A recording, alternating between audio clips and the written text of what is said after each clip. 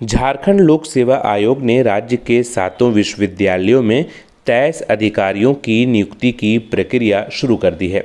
इनमें कुल सचिव, फाइनेंस अफसर, परीक्षा नियंत्रक और असिस्टेंट रजिस्ट्रार के पद शामिल हैं। अर्हता रखने वाले अभ्यर्थी 3 अक्टूबर से 3 नवंबर तक ऑनलाइन आवेदन जमा कर सकते हैं।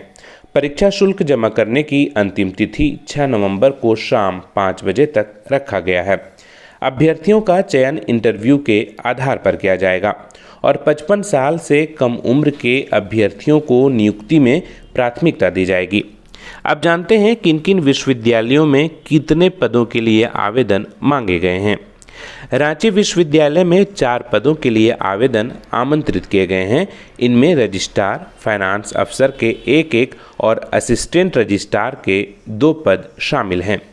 विनोबा भावे विश्वविद्यालय हजारीबाग में 2 पदों के लिए आवेदन मांगे गए हैं।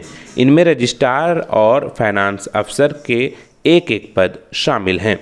सिद्धो कान्हू विश्वविद्यालय दुमका में 5 पदों के लिए आवेदन आमंत्रित किए गए हैं, जिसमें रजिस्ट्रार, फाइनेंस अफसर और परीक्षा नियंत्रक का 1 और असिस्टेंट रजिस्ट्रार के 2 पद शामिल हैं।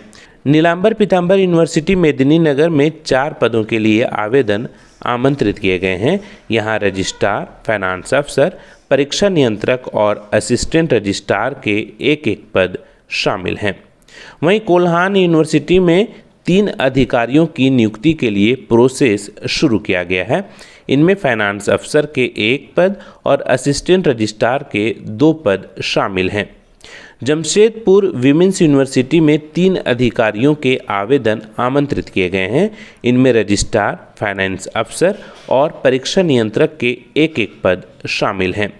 वहीं विनोद बिहारी महतो यूनिवर्सिटी में 2 पदों पर नियुक्ति के लिए आवेदन आमंत्रित किए गए हैं। इनमें परीक्षा नियंत्रक और फाइनेंस अफसर के 1 पद शामिल हैं।